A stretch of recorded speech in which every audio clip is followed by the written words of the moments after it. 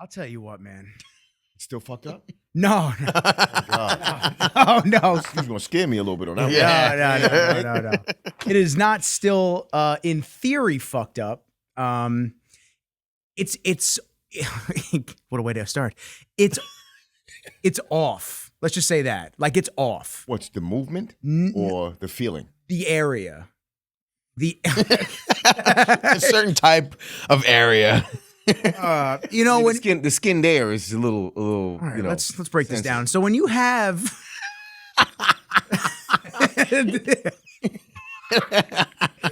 when you have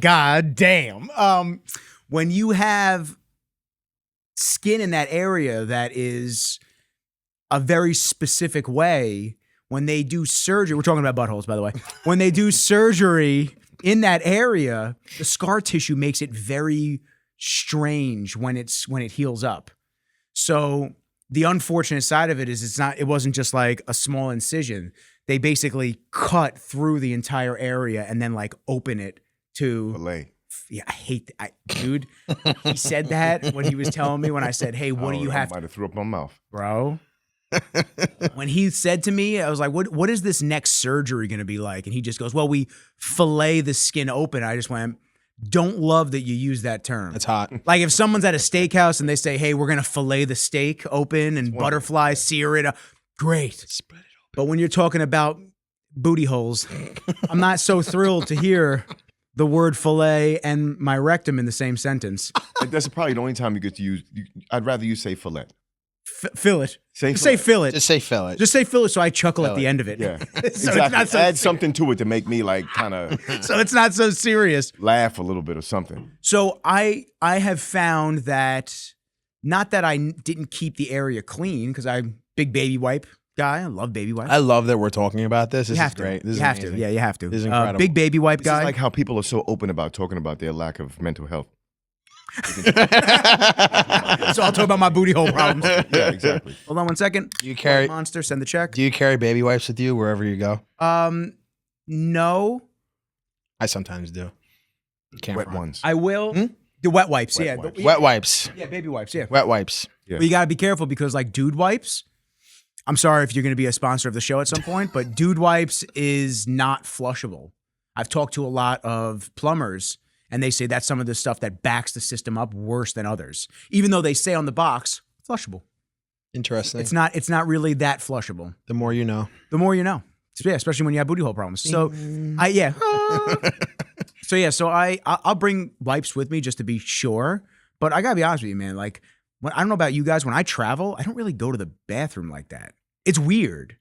I think the first When I'm home, I'm on a schedule. After real travel, like flight, getting to either a rent a car or getting picked up and getting to the hotel, the first movement is usually the stagnant one. Yeah. Then after that, Yeah. I'm okay. It's never the same. creeper. It's never the same as being. When you're on a schedule, like, Never. you know, like if you're a late morning guy, you're a late morning guy, like clockwork. And there's no way I'm shitting on a plane. No. I can't. No way. I don't even understand. I'm like, it's not even fair. Like, I have to stand sideways and turn my body just to piss, much less sit down and take a shit. Bro, What the fuck? if you shit on a plane, you're a fucking savage. You're a savage. There's people that fuck. Listen, on I'll be planes. there for the whole flight. Fucking's different. Different sense No. and different. That's fine. Yo, you know what? I don't mean to change the subject really quick. Go for it. Have you guys ever heard the new phrase raw dogging? Raw dogging. Raw dogging? That's new. Now, That's new. that's Yeah. not what they're using it for. Oh What they're no. using it for. Does it involve P Diddy? No. Okay. Like, people are like, oh, I just got off this flight. I raw dogged the whole 7 hours. And I was like, what the fuck? Yeah, And they kind said they of. didn't use any music. No Oh, headphones, yes. They and stared at the back of the stared seat. at the back of the seat for the whole 7 hours. I Yep. was like, what? Raw dogging the flight. I think that's bullshit. Anyway, said- whatever. I said I was raw dogging life when I was walking around without a mask during COVID. Yeah, exactly. I was raw dogging life. Or when they say raw dog, it's like, yeah, like I hit a workout. You know, I was raw dogging a workout. Yeah, no no- pre-workout, no no wraps. caffeine, no wraps. No- Yeah. No belt, no knee wraps, Yeah. nothing. No, yeah. Mm-hmm. All right. Yeah. But anyway, go ahead. I like the regular raw Back to dog. the airport, the airplane stalls.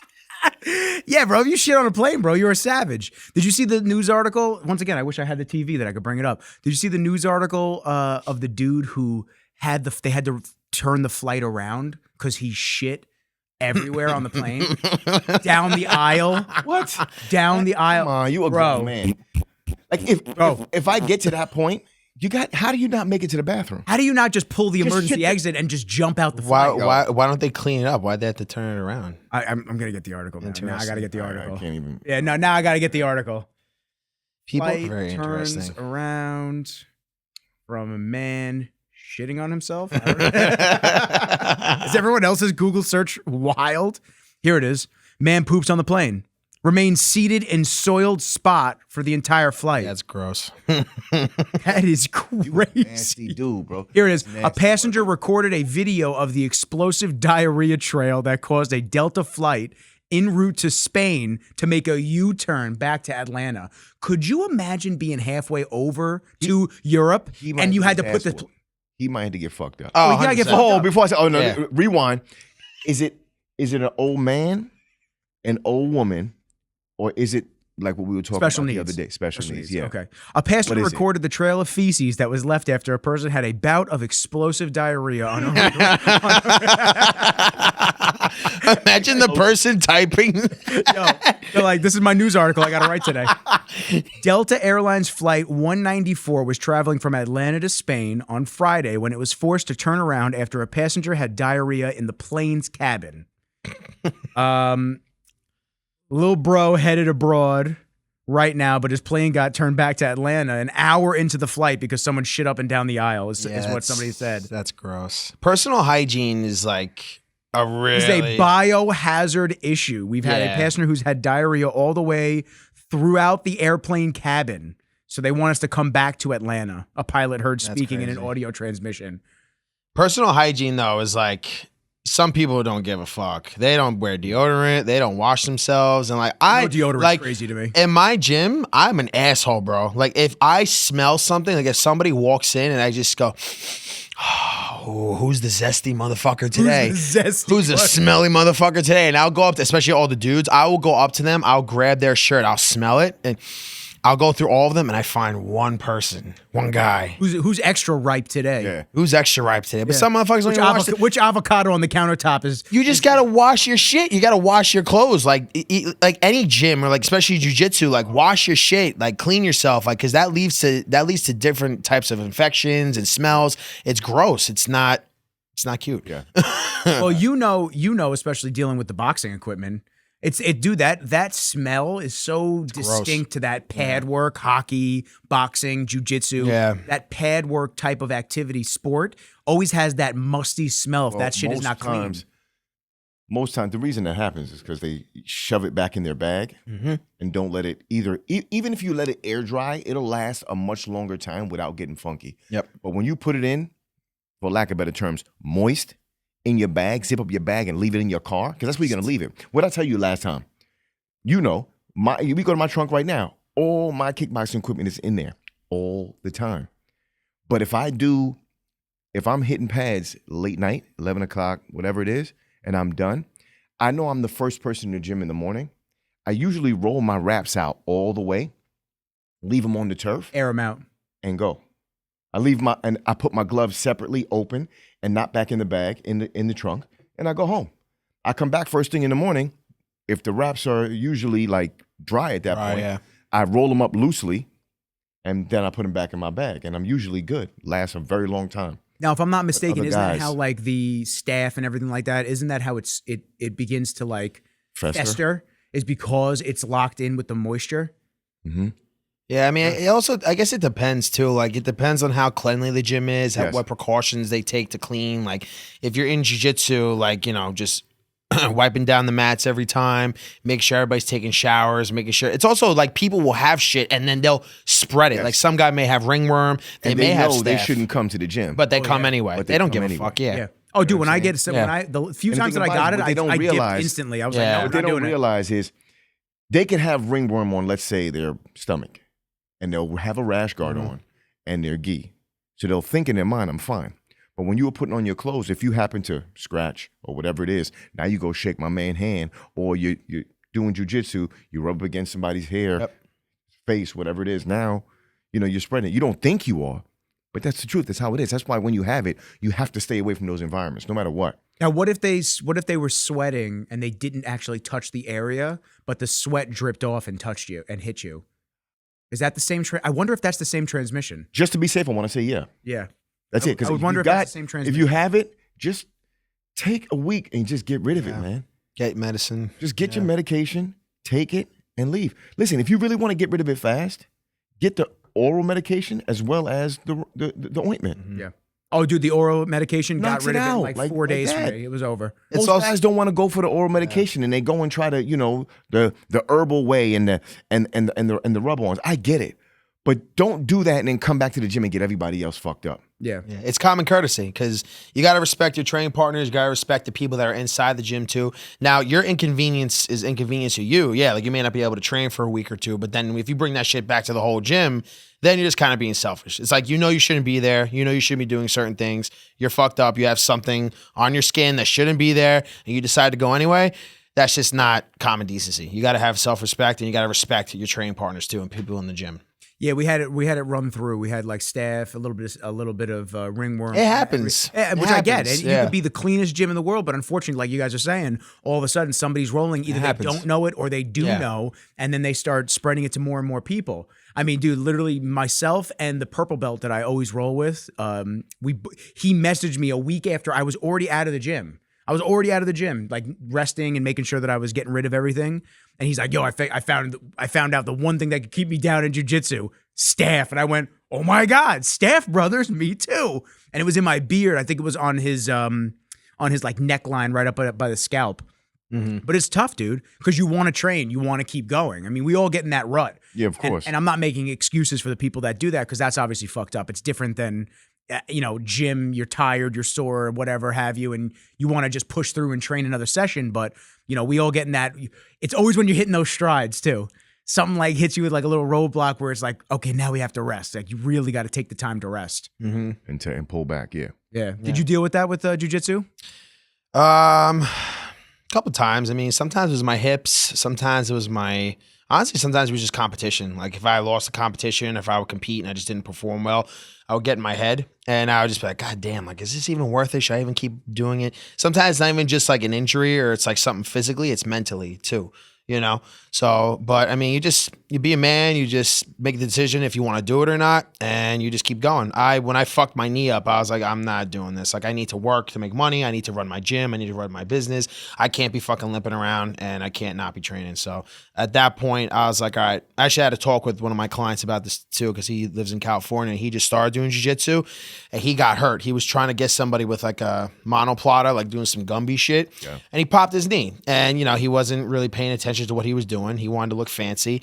And he asked me, he's like, is this worth, what do you think? Like, is it worth me doing? And I'm like, well, you're 30 years old. You're running a dog walking business. You have to walk. Yeah. You're like, that is literally your job. You have to walk. So it's like, it's up to you if you want to make that decision, if you want to keep doing jiu-jitsu or not. Personally, I stopped because I had other life obligations. I love jiu-jitsu. I have nothing against it, but my priorities in my life and my wants and needs with training's just switched. So yeah, it happens. I've dealt with it. I'm trying to reel him back in.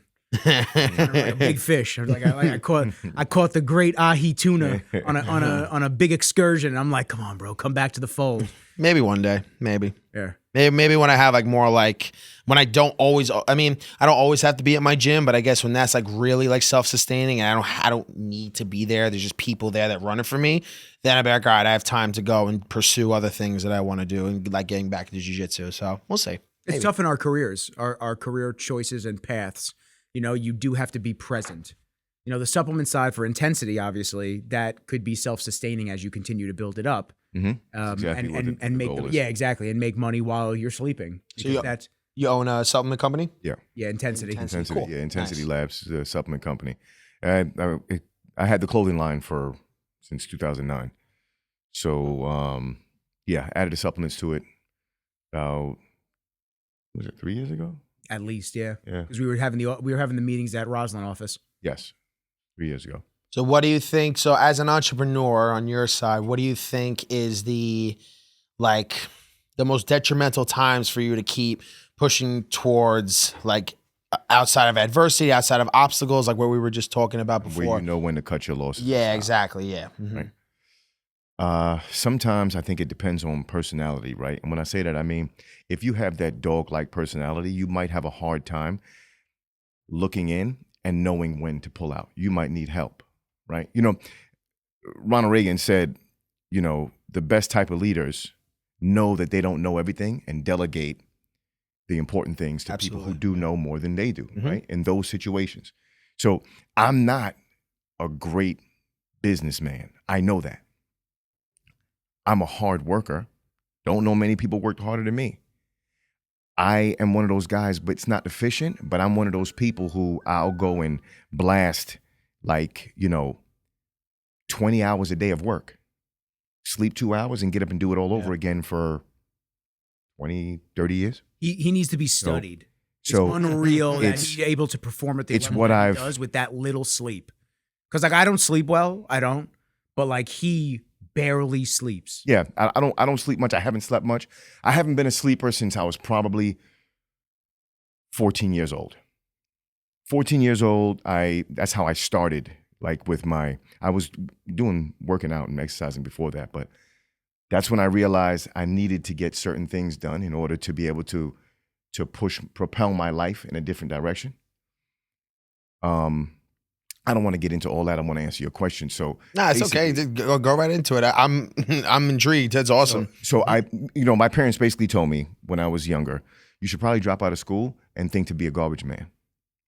Right? If you do the apprentice system now at this young age as a garbage man, in 2 years you'll have that job. You'll be able to retire, pension, whole 9 yards, 401k. Yep. You'll be all set. You can do as much overtime as you want, and you'll be done by 11, 12 o'clock in the afternoon. You can even get a second job. And I was like, listen, I have problems taking out our own trash, much less somebody else's. Right? So I just couldn't see myself being a garbage man. Like at that young age, right? I was just like, no, I don't want to do that. I want to go to college. They're like, we don't have no money for you to go to college. So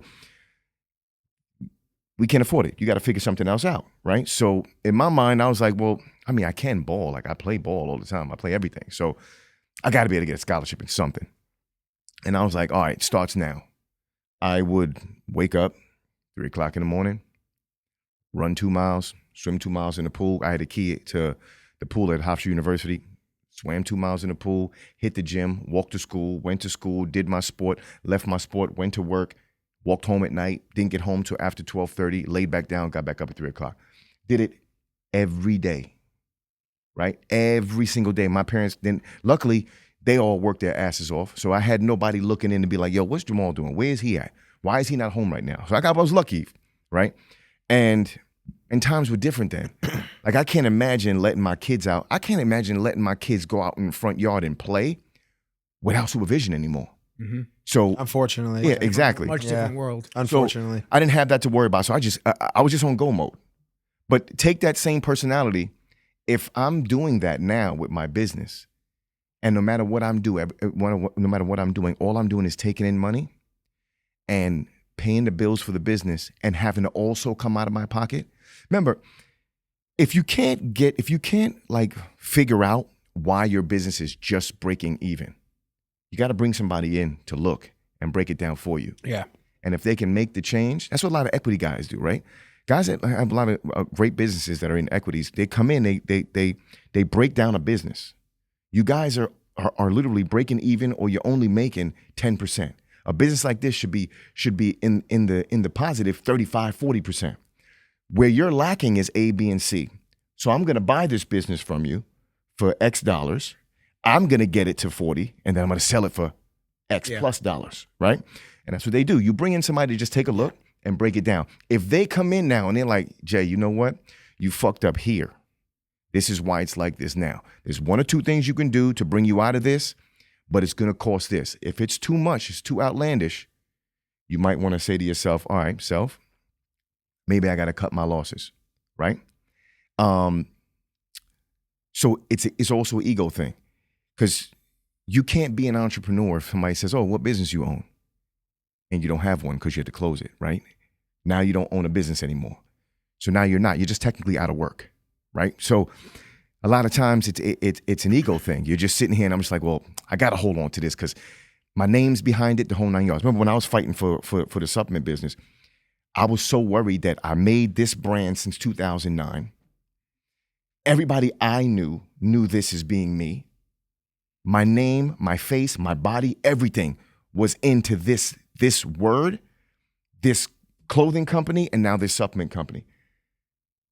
For dollars, I'm gonna sell it to somebody, and people will still buy because they think it's me. Yeah, they think it's you. I can't let that go. I can't let that go. Now, I spent a lot of money to keep the business because technically it is mine. I did, everything for the business. It's like pride. Yeah. Yeah. But it wasn't and then when it was just mine, it was just me. Yeah. I had no help. I was running everything. I'm like, yo, it's not even that hard. It's not crazy. But then when you got to run your numbers, you're like, I'm only making this much. Yeah. Like, damn, the amount of hours and stuff that I'm putting in, I'm only taking in this much. Luckily, I'm able to do training. I'm able to have other businesses too. Other income, yeah. So this one, like he said, I'm trying to get it to the point where it coasts, where I'm comfortable with the amount of money it makes for the year, and I can keep it there. Do I want to plug a ton of money back into marketing to try to get it to be one of those huge $1 million companies? I can't see that. Yeah. I can't see myself doing that, but I know that. So I know where I want the business to be. Yeah. And I never came in to open this business thinking about millions and millions of dollars, right? I just wanted it to be great. I wanted the products to be great, and I wanted people to get what the fuck they were paying for. You're passionate Right? about it. Yeah. It's what you want And to I'm do. getting that. Yeah. The people who buy my supplements now, they stay on it. They're like, yo, this is the shit. I got my subscribers regularly. They get their orders on a monthly basis. They love it. They'll stop for 1 month, try a different product, and come right back and let me know. Listen, I thought I needed a break. I went to this, and nothing hits like yours. Good dope sells itself. Yeah. So I was just like, but I know where I want it. Yeah. And I think if you know where you want your business to be, you're good.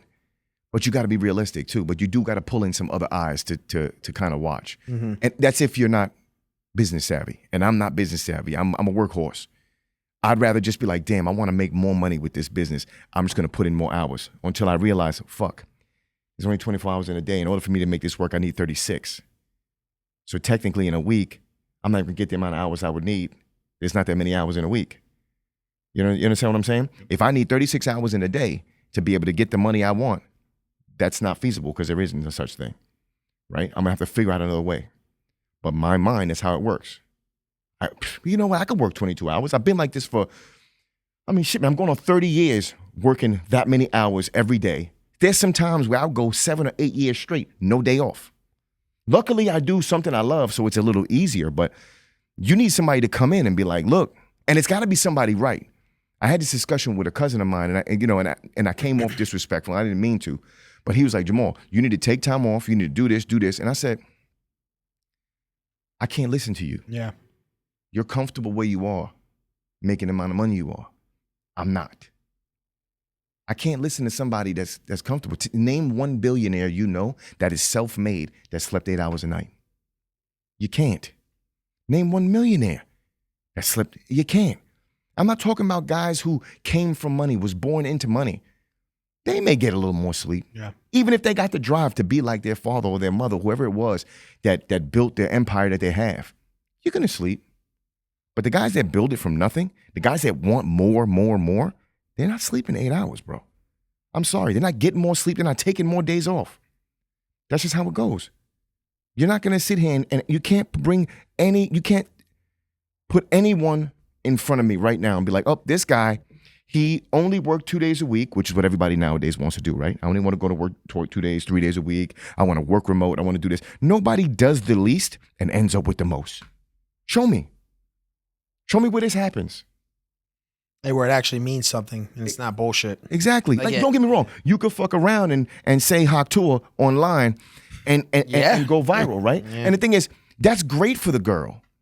But the thing is, like, don't even get mad at the girl, but it's like, look, it's the world that made her popular. Mm-hmm. Everybody found that funny, and that's what gave her popularity. Yeah. If she turns it into money, great. But In order to turn that into money now you got to figure out something that you're going to have to put hours into. Yeah. So she comes out with a podcast. She's going to have to put hours and hours into it, right? And you understand what I'm saying? Mm-hmm. Here we go now. And then you get a team around you being like, no, we need more, we need more, we need more. I need you up tomorrow at 6 a.m. We got to go here for this photo shoot. We got to go here. We got to do this. Meanwhile, she's like, I didn't ask for all this. I didn't ask for all this shit. Yeah. So. Yeah. Cool.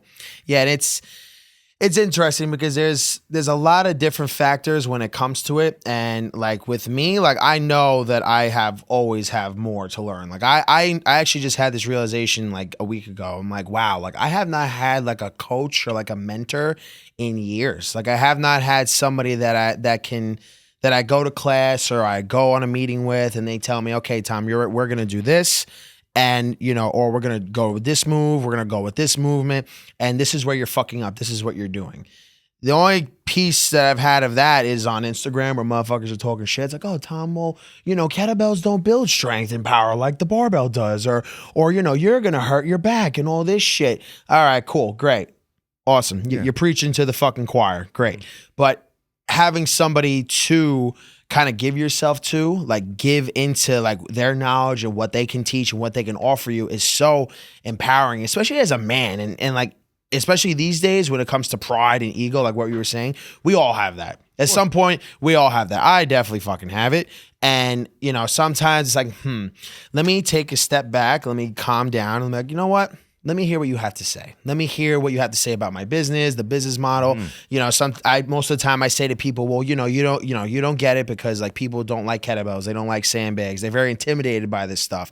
But like, that's me. Like, that's my mentality. That's just like how I am. And I know that my stuff isn't for everybody, and it's not, which is perfectly fine. But it is where it's like I just went to Miami for the Kettlebell Festival, or if I go to San Diego, if I go to Texas and meet up my friends, then, they'll give me like advice. Like, hey, how about you do this instead? Or how about you look at this? And I'll be like, okay, you know what? Yeah, you're right. Let me go back home. Let me kind of go on my computer. Let me brainstorm ideas. It's just having that vulnerability to take in positive criticism or encouragement or like advice, sometimes unwanted, but that's what's going to make you better, especially.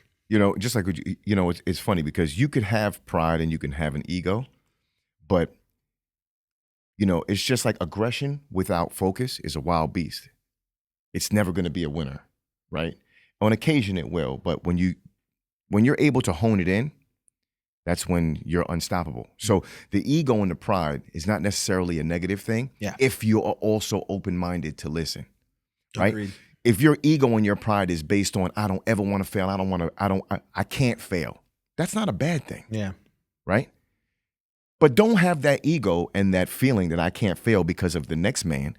That has to be because you don't want to fail because you don't want to let yourself down, right? Mm-hmm. And then you got to have the know-how to take somebody else's advice. Mm-hmm. I'm lucky where I have two guys in my life that are self-made, wonderful, down-to-earth people that are constantly teaching me and plugging me with not only business knowledge that I slowly put into play. They don't bang me with a whole lot of shit. It's kind of like how I deal with people when it comes to nutrition, right? I don't tell you, okay, you got to change these 30 things.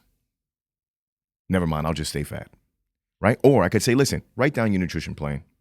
Give it to me. Why don't we start off by just changing A and B? Come back to me in 2 weeks. Take the Skittles out for now. Yeah, let's just do that. Oh, you've seen some results. Cool. Now you're coming to me wanting more, and now I'm going to say change A, B, C, and D. Go. Now all of a sudden, before you're even done with the time, it's like, Maul, I'm ready for more. And it's the same thing. So it's like, Jamal, start off by doing this. I'm like, oh shit, I'm noticing some difference. What else can I do, right? But you're open, right? And you're listening. These are smart guys who, they know what they're talking about. They know what they're doing. And it's not like a financial planner pulling up to your house with a Pinto with no rims on it and dragging its fucking muffler and telling you what to do with your money. Then it's like, wait a minute, dude. Like, hold on. What did you do with your money? Are you going to tell me exactly what you didn't do? You dropped the Pinto, right? Because, Pinto. You know what I'm saying? 79 Pinto. Those things used to blow up. Unless you're telling me that you just don't like cars and you don't care and all your money is in this and this is where all your finances are, what all your finances are based on. I don't care. But off vision, most people are going to look and be like, I'm not listening to this dude. Yeah, it's not It's happening. unfortunate, but I'm not listening to this dude, right? But either way, have an open mind to listen and take in and then try to put it into play at your own speed. Because when sometimes people give you advice, they bombard you, right? Especially guys who are good at business. They get to talking. Or I got a guy, he's a great financial planner. I asked him about a trust. My man, I felt like my eyes were going back and forth 10 minutes into the conversation. I'm like, I'm just trying to you're just trying to with this shit. I'm just trying to slowly collect any semblance of the wait a minute. words that I can take out of that. Like, what the fuck does all this mean? And I had to be like, hold on. I got to write all this stuff down. But let's break it down by the first thing I need to do. Why don't you tell me the first thing I need to do? If you're telling me a trust is the right way to go, let me get that open first. Tell me which kind works best for me. Let me do that, and then let's break it down. But you telling me all this, especially not being a business-minded person, I'm not taking it all in. Yeah. Right? And I feel like, for one, don't listen to not a single fucking soul on no goddamn social media. Oh yeah, hell no, what you no. choose to do, hell no. what you enjoy and what you choose to do for your business and your workouts. You know what you're doing. You know what you want to do. Don't worry about it. Everybody, the people who talk shit are the people that have no voice. They have no avenue to allow their voice to be heard. So here they are, Tom. Man, Tom's doing great, man. Damn, he's swinging a 200-pound kettlebell. That's crazy. You know what I could do? Fuck you, Tom. That ain't shit. You know what I'm saying? You gonna throw your back out, homie. And now you answer back. And now people are like, yo, who's the guy talking? Now he's piggybacking off you doing a great job. Meanwhile, he ain't doing nothing. But I guarantee he's home with the 20-pound kettlebell trying to swing it, right? So that's nothing. Yeah. But when other people come in, just pull a little bit here, pull a little bit there, incorporate it, and just try to make it work. And like I said, get some other eyes on you. You know what I'm saying? And just see what they have to say. But it's people you trust, obviously. And see what they have to say. And if it sounds good and it works for you, implement that thing. Love it. Yeah. You know? Incredible. Yeah. No, It's right. tough. Yeah. It's to scale something and get to the next level does require that either delegation or outside eye. And a whole lot of being uncomfortable. Yeah, man. I mean, I'm at Fuck living with comfort, man. I'm at that point. I'm at that point with what I have to do because there's a lot more that I obviously want to do with the podcast, but there's only so much I can do. And this is obviously, the podcast is fun. I don't make any money from this. Yeah. But Yet. Yes. You're going to be big, Nikki. Yes. Don't worry. I appreciate it. I got great people around me. We're all going to the top. You can go fast alone, but you can go far with other people. And, Yeah, of and, course. and it's so true because like I want to do I want to do a bunch of the lives like we were trying to do that a couple times. It's just tough for me to have to control everything, stay in the conversation. Like, listen, even doing it right now, like I still have to every now and then check, make sure the cameras are still rolling. Yeah, of course. And it takes you out. It takes you out of what you're trying to do, which is be present and interact with people. And then on the business side of things with the videos, I'm very blessed that I have a lot of clients on retainer right now, which is fantastic because life is stressful without money. Life is stressful with money. So it's like you just choose what stress you're ready to handle. And now it's just a matter of like juggling multiple personalities from different clients because that's a difficult thing. Yeah. Energy expansion. It is. It's tough, man. It is. Yeah. Like this client's package every month handles 10 reels and 50 photos. And this client's package handles 4 reels and 25 photos. And client 2 needs you this day, but client 3. Don't forget dealing with the personalities of each client. Yeah, man.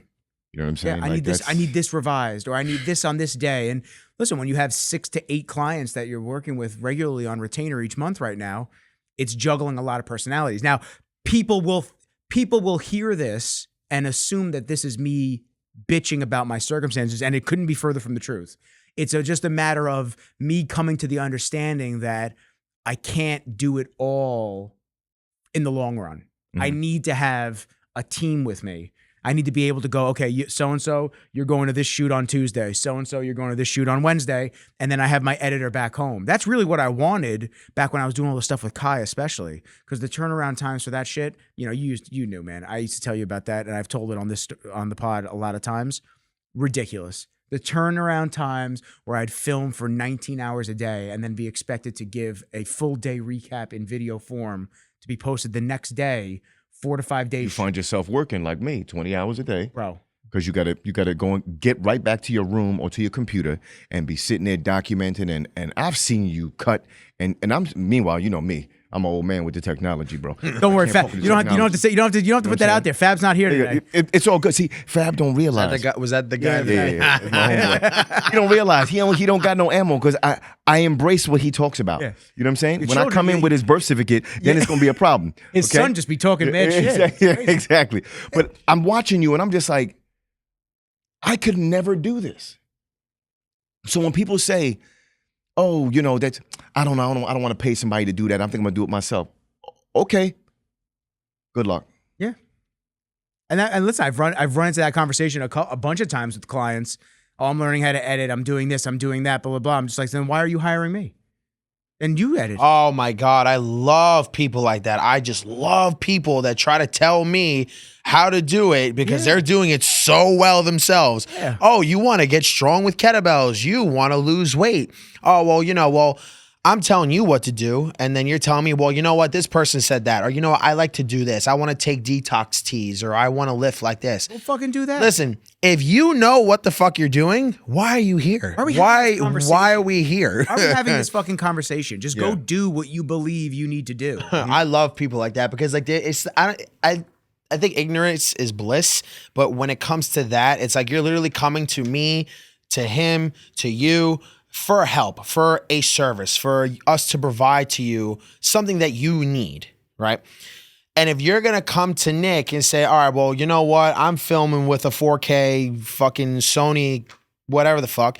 And you're telling him, all right, well, you know, I film with this and I'm the one filming you. You're the one asking me for my service. If you can do it so much better, then why the fuck are we talking? Yeah, why are we having this conversation? You have to give in and you have to let that person do what they're meant to do or do what you're paying them to do. They don't want to because what they realize, what they start to realize is that, wow, there's this costs more than I thought it was going to. And that's not a problem for me. That's a problem for you. Yeah. Like I'm happy when I deal with clients, and this is free game for other video guys and even people that are just in a service-based industry, and you guys can maybe attest to it as well. It's like when I talk to clients, like one of the biggest struggles that I have is the money conversation. And I know you said early in your careers, it was like, you know, but now you set the standard and that's it. Like if you could do it, you do it. If you can't, you can't. It is what it is. You know, for me, I always try to accommodate to some extent. And when I say accommodate, I mean, well, if I'm telling you it's going to be X, let's say it's going to be $4,000 a month, and you're saying you can only afford $2,000. I'm not going to tell you to fuck off. I'm not going to tell you to go fuck yourself. What I'm going to say is, well, if you can only do it for $2,000, this is what I can give you for $2,000. Yeah. Mm-hmm. And if we can work with that, fantastic. If we can't, then it is what it is. What I learned about that, because when I first opened up the gym, I'm sure every trainer has done it. Like they charge so little, or they're like, "Hey, like, can I get a free week? Can I get a free month?" It's like, yeah, you want people coming in, you take videos, you want to show people that you're training people, they're making results. But you can, it's like with friendships, relationships, business. You condition people to treat you the way that you're letting them get away with, right? So if I say my training is $700-800 a month, you get 4 or 5 training sessions a week, right? But then you come to me like, hey, listen, I have this to pay for this month. Can I do that? And can you give me a free week? Okay, sure. So instead of $700-800, you're giving me $500 to $600. And then people think you're fucking stupid. And they're like, oh, hey, like I'll pay you this Friday. It's $550, right? I'm like, no, do you not remember the conversation that we had last month? It's like, you know, I'm giving you a week. I'm trying to help you out. But now you're trying to act like I'm going to forget that. Like I'm going to forget that I tried to help you out. You give them an inch, they try to take a mile. Exactly. That's the unfortunate side of things. You condition them to treat you as you would, as, you know, whatever. The unfortunate side of it is we assume that like we're giving you that one-off of just like leniency and just to be cordial because we want the relationship to continue and flourish.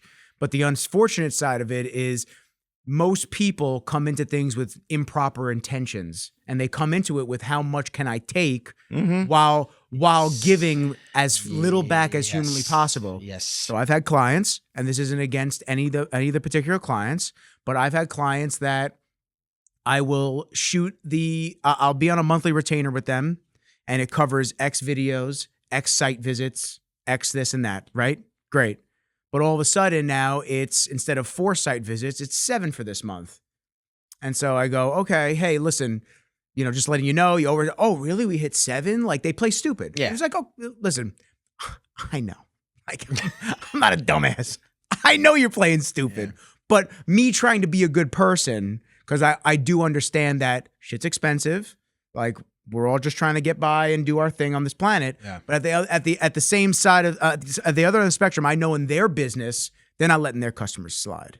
Like if there's extra fees that are incurred, they're making sure that invoice is slid across that table when billing is due. Yeah. So and this has always been a pain point for me because I do like to be a good person. So I try to, but it can be taken advantage of and stepped upon very quickly if you don't. See, like you allowed that one instance, and now the next month it's not 7, but it's 6 site visits. It's always going to be something. And then it's always back gonna up to 7 for the next one until you have that unpleasant conversation that you should have had from the get-go, which was you pay for 4, it's 4. I can't, even though it's like 2 extra, I can't do it. Yeah. Because at the end of the day, if I don't get paid for the work that I'm doing, dog can't eat. I can't eat. This place's lights don't turn on. Actually, theoretically, I get kicked out. I don't pay the lights separately. It's all included. So there are things that I am responsible for. So if you're utilizing me and my services, You have to pay for it. you got to pay for it. If you go to a restaurant, you have a steak dinner, you have margaritas. Nobody you have asks for a wine, discount. right? Are you gonna ask the waiter like, hey, listen, like I'm short on rent this month, or my car insurance is due tomorrow? Are you asking the waiter or the manager for a discount? No, you are gonna pay full price. If something happens and there's like a fucking hair in your steak, then yeah, like you're gonna ask for a discount or they're gonna give you a free meal. Or you'll eat around it first. You know what's crazy is this fucking thing. I'm not paying for this crazy shit. is, Look at that here. And the other one right there. Fuck. God damn, that beard I'm not hair is paying for long. shit. You know what I'm saying? God damn, who's here? Fab? Put my steak. I can pay my rent now. And I still eat like a king. But we're not going into restaurants doing that. It's a business. They're providing a service. They're providing you food. They're providing you water, wait staff, a bartender, lighting, aesthetics. You're not fucking doing that. So how do you expect to go to a friend or a person doing the same exact thing, just in a different industry, and ask them for a fucking discount? Like, if you can't afford it, like you said, that's fine. But you can't go into people's pockets or people's livelihoods and like expect them to just give you a handout, because they got bills and stuff too. They got shit they got to take care of: kids, rent, equipment, cameras, supplements, kettlebells, equipment, like stuff like that. Equipment. Yeah. You wanted the crazy thing? I need surgery. I'm not going to go speak to the doctor and be like, listen, doc, I need surgery. This is what I need done. It's going to cost me how much out of pocket? $40,000? Can you do it for $25,000? I'll give you. You know what? I'll do $25,000 worth of surgery for you. How about that? No, doc, I'll find the other bit of money. I'll pay you your 40. Nobody does that. Nobody says that. They go to a specialist for a specific surgery. Nobody says, doc, I can't afford that. Can you do it for half? Nobody fucking does that. So when doctors will sit there and be like, I'm no longer taking insurance because I don't want to be dicked over for my money. I'm a specialist, and I'm going to get paid In by full. cash or whatever, in full all the time. Nobody's going in and negotiating costs with these guys. They're not. But why? But you choose to do it elsewhere. You know what I'm saying? It's a parallel example, but that's the car dealership example. Yeah. You're not going into Lamborghini and saying, wow, it's a $300,000 car, but I can only afford 60. You know, when we talked about that on the podcast, this guy wrote a comment, and he was like, comment? I guess you never went to a dealership and negotiated. I said, yeah. When you go, like, he was talking about me and my pricing. For 5 And bands. I said, well, you know what? You can go to Toyota, Honda, Nissan, whatever you want, and negotiate your cost. But I don't consider myself a Toyota, Honda, Nissan, or whatever type of trainer. How many years you been in the game, Jay? So going on 30. Yeah. So you're not gonna come to me when I'm forgive me if I'm not like being cocky, but I'm the Ferrari, I'm the Lambo. In Ferrari, you can't even walk in and buy a brand new Ferrari. You got to get a used one first and wait for allocation. You have to have a relationship first before you're even allowed to buy a brand new one. Yep. And then when the brand new one comes in, you come in and you pay full fucking price. There is no negotiating. Yeah. There is no test driving your fucking Ferrari. You know you want a Ferrari, you go in there and you buy it. That's it. And that's me. You know you want to train. You know you want to train with me. You know you want results. That's it right there. That's it. You don't do that. If the ball is in your court because I'm trying to build a business like you were saying, I'm like, listen, do you have a trainer? No? I think I can help you out. This is what I charge. It's too expensive. I can do it for this. Because you're trying to get people in the door, right? But if people are coming to you for one, you can't come to me and then start trying to talk down my price.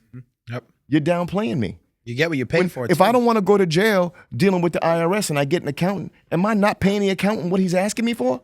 That seat cushion isn't attached, by the way. I just realized that. I'm like, That's my bad. That's my bad. I just fell forward. I'm like, oh, okay. I'm not telling the accountant, well, you know what? Can you do $200 worth of my taxes? Yeah. You don't do your taxes right, you're gonna pay back this amount. And if this is what it's gonna cost, this is, you know, it may be a little expensive, but this is it. You know what? I need it done right. I'll pay you. You get what you pay for. It's like when he was talking about the surgery thing. It's like, hey, doc, it's 40, it's 40 grand. Can I pay you 20? Then doc's like, well, if you're giving me half price, then, it's not really going to happen. I'll do the surgery. I'll do the surgery. I'm just not going to close you up. I'm just going to half-ass There's another it. guy getting a surgery done. It's like what I do to people. There's another guy getting a surgery in the other room. So I'll just go back and forth. Yeah. Make up the difference. I've said it. I'm like, listen, this is my cost. If you can't afford it, I'm cool with that. But I do want to help you. So what you could do is bring your friend in and you guys can cut the cost in half, right? You got to bring a friend in that's good. But if you can't afford that and you can only afford half, then do half-hour sessions. If you don't think it's enough, come in, do 15 minutes of cardio first. I'll train you for half an hour, do 15 minutes of cardio at the end, and you leave the gym. I just need to see you here for an hour. You're getting your hour. You're getting your hour workout. You're paying for half. I'm giving you half. But if you do want the whole hour, you have to allow me, if you don't have a friend, to piggyback somebody else that can't afford it on your hour as well. As long as you're cool with it, I'm cool with it. I need to make my rate. I'm helping you. You're only paying half. There's no reason that you need help. And when I try to help you on a condition, you're not willing to bend. If you can't take that, then we can't work together. And it's not about being a dick. Like you said, people have bills. You know what I'm saying? But now, do you think the intentions are, I mean, obviously it's a circumstantial type situation, but do you think that the intentions are clear when people try to, or they just feel good if they just save $10? You know what I'm saying? Like there are some people that just feel like they want to haggle down to. Yeah, people just love to try to save a couple dollars. Even if they can't afford full. Because some of the cheapest people I know are the richest people. Well, another thing about rich people, though, they'll spend money on what they deem important. Yeah, what they value. Exactly. In their mind, right? So that's the thing. If they're trying to haggle you, then I don't know how much they really, I don't mean to say this and because I mean, people are always going to haggle, but I feel like it's a level of disrespect. I do. Mm-hmm. I really do. Because when we first ever met, you did a photo shoot for me. It was phenomenal. Best photo shoot we ever had, right? Paid you. I said, from now on, I'm never using another photographer. I had to get some pictures taken. And I hit you up. I was like, Nick, you know what? Right now, shit is tight. I'm doing a lot of things. I told you already, you are my photographer. But I respect you and your work too much to ask you for a discount. This is a friend of mine. They're trying to learn and get into photography. I'm going to allow him to take the pictures for right now. But I just wanted you to know, because if I do post pictures, I don't want you to feel like I went behind your back after telling you that. Remember that? Real shit. Yeah, I tell you that. Real shit. That's a real, and I wouldn't have been salty regardless. That's respect. And I said, and I told you, and I said, look, man, I just want you to know that what's going on. So I would never disrespect your business and you by asking for a discount. So that's just the way I feel. That's just what it is. I went and did what I had to do, and then what happened? I came right back, and we got right back into it. Right? That's what it is. So that's honestly, that's communication. Just be upfront. Be like, hey, listen, like I can't afford it right now, but I respect everything that you do, everything that you offer. This situation is just more convenient for me right now, but you're still giving him the common decency and the respect as a man and as a person to let him know.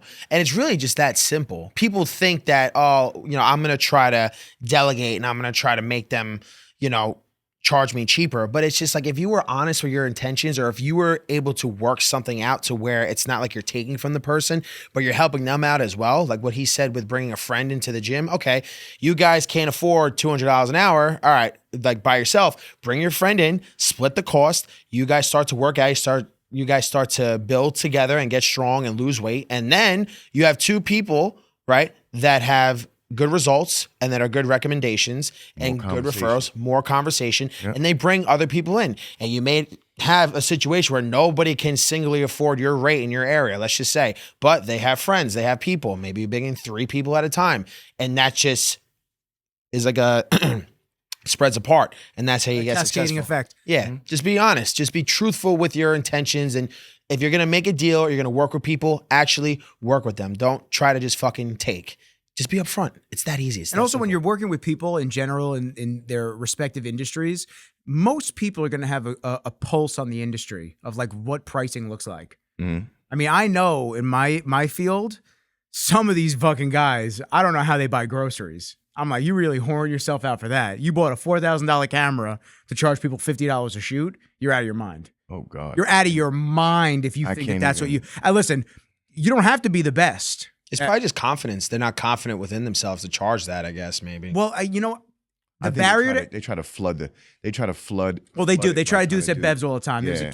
And there's a kid that came up to me recently because I've been obviously there more often lately. Squattober, baby. Oh, I love it so much. It's so good. But there's a kid that came up to me there, and he's a very nice kid, man. But you know, he's offering everybody his services for free and this and that. And it's just like, bro, proof's in the pudding, dude. Just work with somebody and just build a relationship. That was like Arash and I. Arash and I built that relationship and we were filming a lot. The problem that wound up turning up is that, and this is no offense to Arash, with what he was doing, he didn't want to pay more. And I was giving a ton. You conditioned him. I conditioned him. And it's nothing against him. I love Arash. I got no bad blood or bad. I just saw him at the Olympia and we were dapping each other up, hugging, missing each other, this and that. I don't know who Arash is. He was a very big name in the classic physique game for a while. Okay. Phenomenal physique. Like he had a really great physique. Nice guy. Nice physique. Crazy dude. Yeah. Crazy. Yeah, it was crazy. But you know, you condition people to assume, like I talk to a lot of videographers, especially on the subject. You're going to be doing $200 a shoot. You got to understand, like, there's a time and a place to do that. When you first start, you're getting your feet wet. You're getting your name out there. You're trying to work with as many clients as possible to try to just build that rapport with them where they're going to spread the word about you. You know, if I give discounts to clients, you, Jay, shit like that. If I work out deals for it to be cheaper than it would normally would be, which I have, my biggest thing that I always tell everybody is, if anybody ask you what the price was, Don't tell them this. it was full price. Like it was full price. Because I can't have that standard set that Nick gave me a discount on XYZ, and now they're gonna assume, well, I was referred by Tom, I was referred by Jay, so now maybe I'll get a little bit off too. You know, that was when I worked at the audio video spot when we were doing the home audio video in the Hamptons. The one thing that I absolutely could not fucking stand that the owner used to do, it actually drove me crazy. Every single invoice that left that building had a discount on it. Every single invoice had a discount on it. Whatever the discount was ranged between clients, and whether he marked up the products or the services to counteract that 10, 20, 30, whatever % discount he gave, he conditioned his clients to know that there's always a discount on that invoice. Yeah. So when they come back to you for their next multi-million-dollar house, they're going to expect that same line item discount at the bottom off the top. You can't do that. You can't devalue yourself. You can't devalue what you do as a whole. Yeah. You can't automatically go into that. If there's somebody that signs up with you for a monthly training plan, boxing, strength and conditioning, your gym, content for the business or for themselves, if they're signing up for that, okay, now I don't have to charge you like one-off shoots. Now, as opposed to it being $6,000 because of the amount of shoots you were doing one-off, now it could be 5 or now it could be 45, whatever we work out. Yeah. There's two points. Like some people do decoy prices, right? So you can, I don't know if it's fooling, I don't do it, but if you're quote unquote fooling somebody, like your rate for 10 sessions is $1,000, but you're saying it's $1,300. Right, so now people they can negotiate to the price you want. Exactly, because you have it in your head, like, all right, you know, these ask for a couple these $100. motherfuckers are gonna ask for a negotiation anyway. So realistically, I only want $1,000, but you know, I say it's $1,300. Oh, you know what? I'll do $300. I'll take $300 off just to make you feel better, right?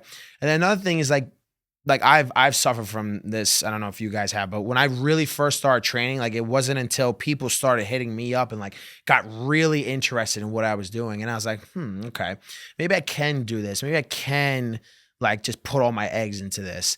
And when I first started, I'm like, you know, am I like authentic enough to like teach these people? Like, am I like really teaching people like what I know? Is that good for them? Like, am I like, do I have the confidence to be You're saying okay, like an imposter syndrome? Yes.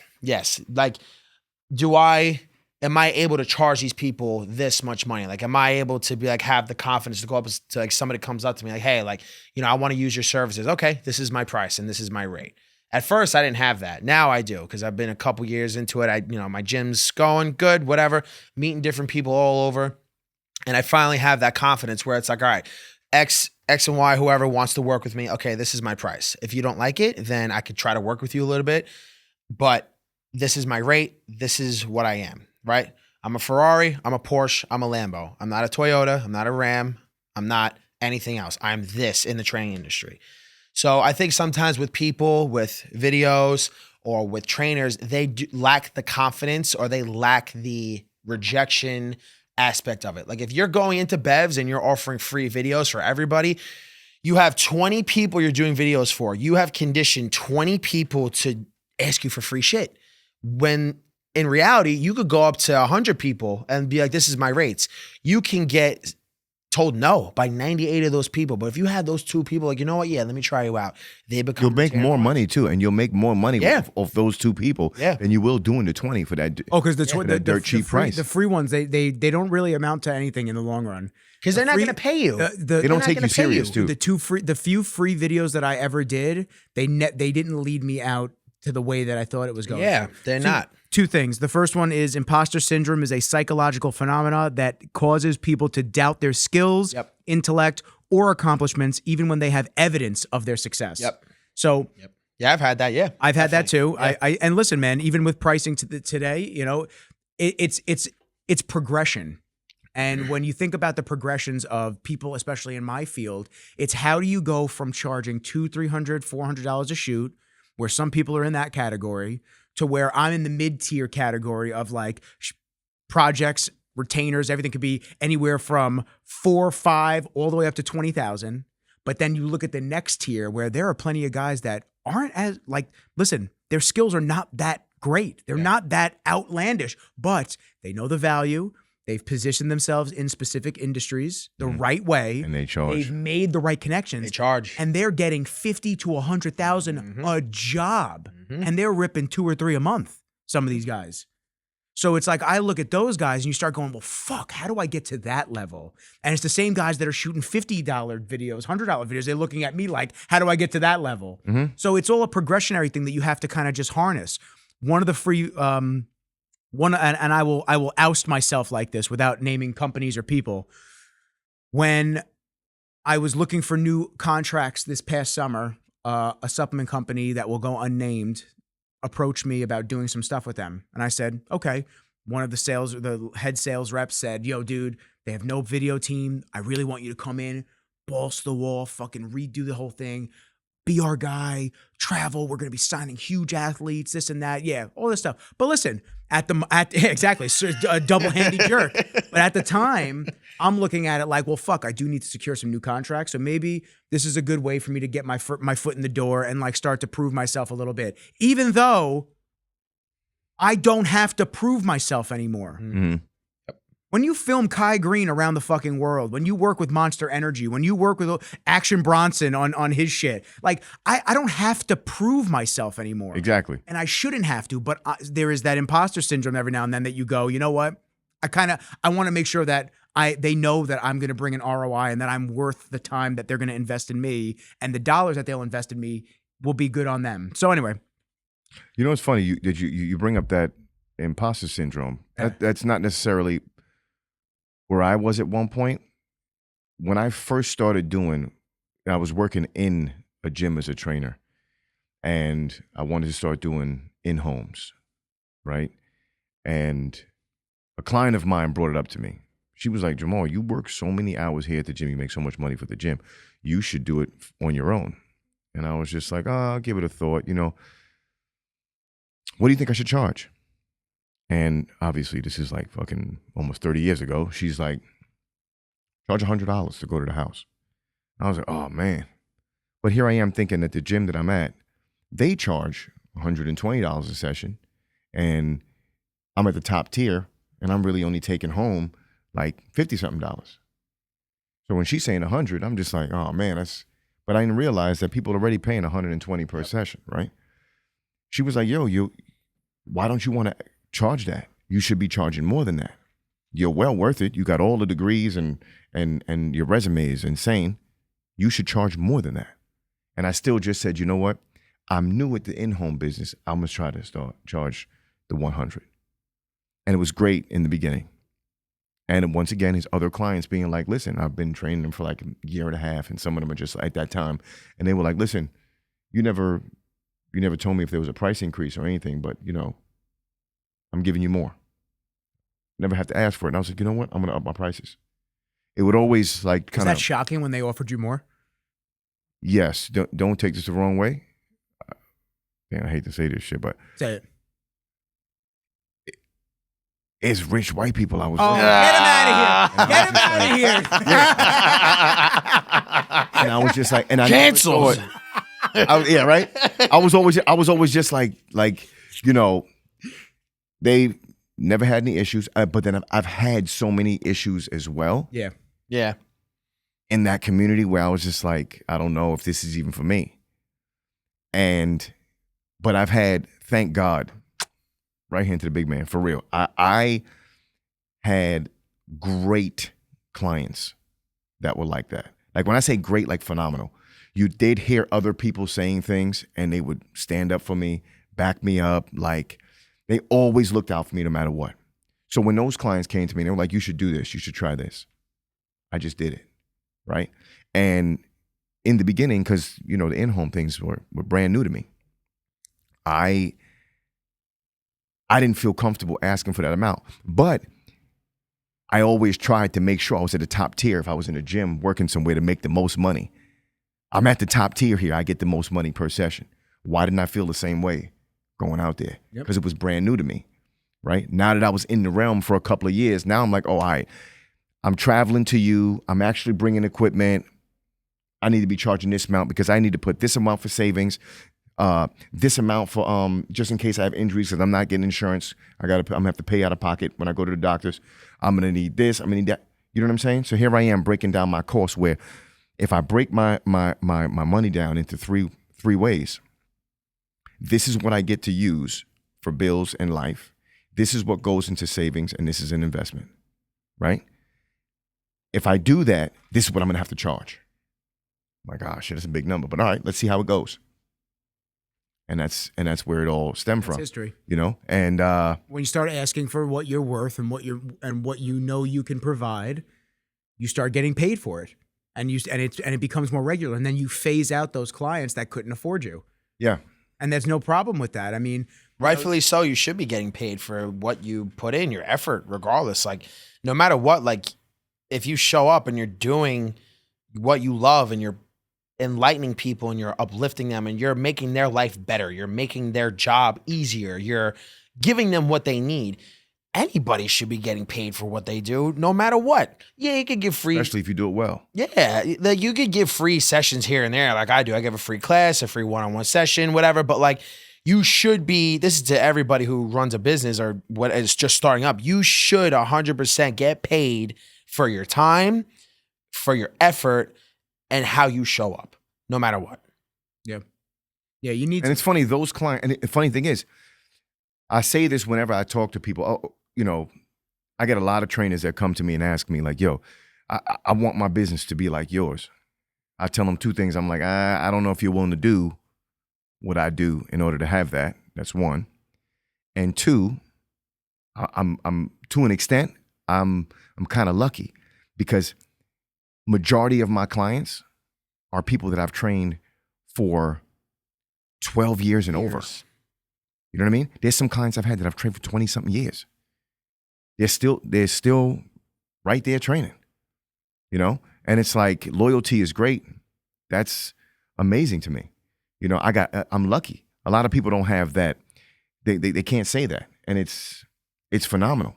You come across newer people, and they may question why they are being charged what they're being charged and why they got to pay that or whatever. And I used to, in the beginning, want to just pump my resume out. I train this guy, that guy. I got this education. I played these sports. I'm semi-pro this and that. And then I'm just like, you know what? You have a trainer, but you're not getting what you wanted. So that's what made you come and look for me. Yep. And here I am trying to sell my whole resume. I'm like, you know what? I'm not doing this. I just had this conversation with a client today that is coming to me because the other people that he has worked with, they fall short. And it's just a matter of like, he wants a ton of content every single time I shoot. And his other guys were giving him like, okay, let's say they're giving him 4 reels every time they do a gym shoot. They're dog shit, bro. They're dog shit. So it's like, okay, if you're going to get 2 from me, but the quality is over the top, and you're not. You shoot full blown movies, bro. And you're not. Your shit looks. I used to. Truth be told, like I used to when I was shooting with you. I used to. Quality. I used to really shoot like that. That's what everybody said. And even when we first started with Rain, I tried shooting like that. And then the directives changed to just, we want quick clips. And I was just like, okay. But I tried to always make it like a story and fun. Everybody who sees those videos are just like, yo, Mo, this looks like a full blown movie trailer. And I'm like, this is why I use the dude. I keep talking about him all the time. Y'all motherfuckers don't listen. Every time I post my pictures, the ones that you take, everybody's like, Jesus fucking Christ, was that like in a movie? Like, that's incredible. Yeah. Yeah. All the time. I appreciate it. And I appreciate you for, everything. Yeah. I still gotta give you that fucking, I still gotta give you the last training session. I didn't get that. Take your time. Yeah. I still gotta give you the last training session. But I appreciate it. So the guy, so he came to me, and listen, he's a good dude. I know him for a long time. But I sent him an invoice today, last night, and he, respectfully, not nasty, he just said, I thought it was gonna be half of this, and I'm just like, I mean, psych. Yeah, I just mean, like, nope. The problem is, you think that you're gonna get me for the price that you're paying these other dudes at, and these other dudes are not producing for you. Wait, he came to you. So he came to you because for other people. Because the other people, and listen, it's not to bash this person. He's an amazing dude. He really is a good dude. But at the same time, he's a businessman, and he's trying to like work with me and save where he can. I get it, but it's just like, bro, the other people weren't producing. He wanted better quality stuff, though, and with that from you, exactly, he wanted better quality. About the price. You want better everything for the same price. How do you plan on getting that? It just doesn't work. I've been driving this Honda for 10 years, but I want that Lexus for the same price as my 10-year-old Honda. Like that. Yep. So it's just, and like I said, it's not to selectively, if he listens to this, so-and-so, it's not to selectively out that situation, because we're going to work together, and I'm going to build a package on what he can afford and get that for him. Of course. But I can't understand the, like, oh, well, I pay X guys this and this and that. I'm like, but you showed me all of it, and it's dog shit. Yeah. So what exactly. That's like, oh, I work with these 2 trainers, and well, you're still fat. So what are we doing? Exactly. I work with this nutritionist, and I work with this strength and conditioning coach, but you're still weak and you're still fat. So what is there to talk about? I got a funny story to tell you. People always ask me why you don't do online training, and I started to at one point. You still do online, T? Yes. So I didn't mean to cut you off. No, because it's like bridges into that. I'll tell you. Do you like your online stuff? Yeah, but we can go into it Okay. afterwards. Yeah. So I do it, but I don't really like it, and I'll tell you why. I had a guy reach out to me, right? And he was, I would consider a pretty good acquaintance. And he's like, Jamal, I'm having a hard time. Can you make me up a workout plan? I think I need to change my style of working out. And he's into bodybuilding. That's what he wants. So after I did my show, he was just like, yo, you don't train like a bodybuilder, but you fucking smoke these shows. And I train like a bodybuilder, and I can't seem to fucking do what I got to do. I can't seem to win. I can't seem to, And I said, well, I mean, I'll try and help you. So I made a whole plan up for him. And he says, how much is it? And I said, no, you my boy. Take it. Give it to him. Not thinking anything, right? Just me being nice, right? Being a nice guy. I just helped out. And when you say a plan, what was it? It was a workout plan. I could show you it. Workout plan, and what did it entail? How many weeks? 12 weeks, bro. 12 weeks. It was a whole workout. And the way I situated Nutrition it, or just working out? both. So I situated. That's a nice guy. I have a feeling That's I know. a nice guy. Yeah, however, right I have a there. feeling I know where this is going. So now, not only was it 12 weeks, but it was a 12-week that could be used as reoccurring. Meaning all you have to do is switch and So back make out the of the progression. plan. Back out, do the 12 weeks, right? After the 12 weeks, start back over week number 1, and these are the changes you will make. So you could keep doing that for a whole year. Yeah. Did you use an RPE system? Yeah, Progression, exactly. So now I give it to the guy. A couple weeks go by. No, it was a couple months actually. I'm in the gym. I'm at Sparta working out, and this kid comes over to me. He's like, "Yo, I got to ask you a question." And I said, "What's up?" He was like, "So I got this plan online, I knew it was gonna be. and I knew. I don't know if I'm supposed to rest in between these sets or if I'm supposed to do it like a superset with no rest in between and rest after the conjunction of both." Oh man. And I said, knew "Oh, that sure. that was I coming. fucking hate Show me people, the man. show me the plan." He pulls his phone out, gives it to me, and I said like this. Now, the name of the plan is on the top. The name of the business, everything. But it wasn't my name and it wasn't my business and it wasn't the name of what I called it. It was buddies. Buddies. So I scroll up and I'm like, This Yeah. looks vaguely familiar. He took out his jeweler's This loop. looks vaguely I said- familiar. I said, who's your trainer? Oh, I train with such and such. I'm like, yeah, you don't want to rest in between this. But I need you to do me a favor. And it's exactly how it plays out. I need you to do me a favor. Don't rest here. Don't do this. Call your trainer and tell him, I was having a hard time. I didn't understand what to do during these sets, but there's a trainer at the gym. His name is Jamal. He was there. I showed him the plan, and he knew exactly what I had to do. Call him and tell him that, please. There you go. That's how I played it out. Obviously, I will never speak to the dude again. What happened? No, obviously, within the next couple of hours, he was calling my cell phone, Oh, yeah. texting me this and that. And I was fingers like, was yo, burning we're- trying to get that. we're good, text homeboy. quick enough. So You yeah, got but caught. that's what people do. Oh, yeah. They'll pay the one-time fee, get some information from you, and then change the whole letterhead, everything, stamp, and then now it's theirs. Now You they put your kettlebell stuff up all the time. So I do online training. I kind of want to make. So there's 2 ways I want to take my business. Actually, no, 3. So there's 3 ways what I want to go. I either want to expand, or I want to combine the online stuff too and make that as prevalent as the gym is, or go back to school to be a massage therapist. So I'm at. Jim, I'll tell him to expand so he gets closer to me. Where I live. yeah. Tell him to So expand. I So say it's- do both, bro. yeah, so it's either one of those 3 or all of them. So, but online training is interesting because I like working with people in person. I cannot fucking sit on a computer for 6 hours a day just programming. Yeah. The most I do it, I do. The most I do it is for an hour. I'll time myself for an hour and I'll go over whatever I have to do. And then once that hour's up, I can't do it. But I've had very similar I knew you would. occurrences. Yep, very similar. Multiple. And these motherfuckers came into my gym. I'm not going to say names, but one recently where I had Say names afterwards to us. I had a conversation with somebody that, he's like, I want to start getting into personal training. I said, okay, well, I'll give you my space to train people to make money. You've been a consistent client, you've been loyal. I'll give you that opportunity. Obviously, it's going to be paid. Like you have to pay me to rent the space, stuff like that, but I'll work with you to get started up, right? So after that happens, a couple months go by. He doesn't come back because of work, because of whatever.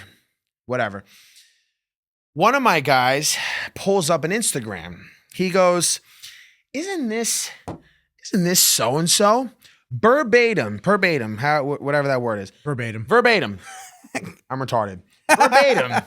Like the videos that I took of him and the whole workout that I did, warm up, 4 or 5 rounds, workout, 6, 7 rounds, bench press, double. And he clean used press. you as the videographer. And he used me as a videographer. He didn't even get paid as the videographer. Didn't even get paid, right? So it was like two videos. And he said that he was a trainer, he was a nutritionist. This motherfucker ain't a nutritionist. Get the fuck out of here. So I let it slide. I'm just like, all right, I feel a type of way about it, 'cause that's just like, that hurts. You're my boy, you're my client of like 4 years. Like that's fucked up. So I proceed to call him out on it, through text. And he says to me, he's like, well, no, you said I could do that. I was like, excuse me? What, steal my workout? Excuse me? I said it was okay for me to give you this program and for you to make money yourself. It's like him writing up taking 10 hours to write up a program. Hey, Tom, I just wrote up a 24-week bodybuilding program that I just slaved my ass off doing. But you know what? How about you sell it and you make money? Here's the PDF. No fucking trainer in the world would ever say that's okay. Exactly. You know? And then when I ask him, I go, okay, well, you know, you're saying it's a miscommunication. You're saying that, all right, well, I said it was okay. No, I said it was okay for you to train people in my gym, not to take my shit and sell it as your own, whatever. So he tries to make it as a miscommunication, blah, blah, blah, and all that stuff. Okay, so then if you want to switch it around to where I didn't understand what you were saying, then how come you don't follow me? How come you don't follow my gym? How come you're trying to hide it? If you were so into supporting me and I all of a sudden said that was okay, how come you don't tag me? How come you don't give me credit? Yeah. How come you're trying to hide it?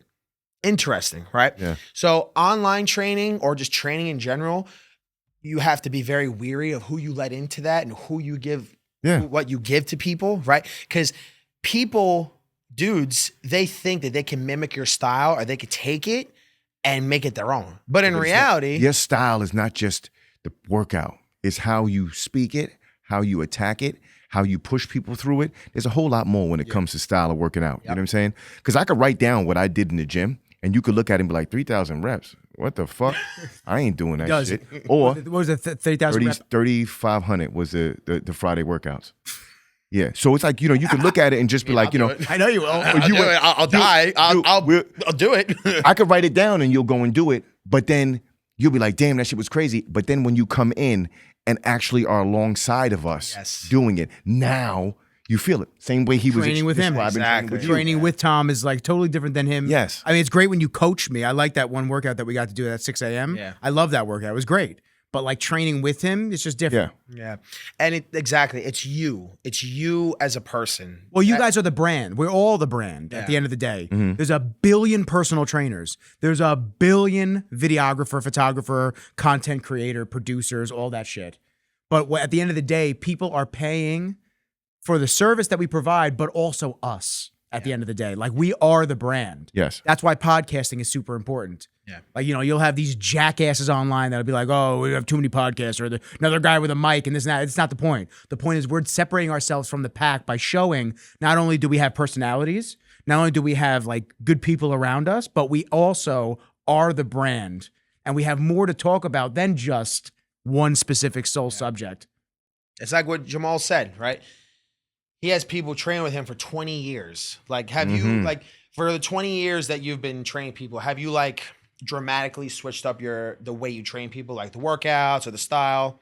I mean, I switched their workouts, but not my style more so than, it's more, I'm going to say I accommodated to their needs.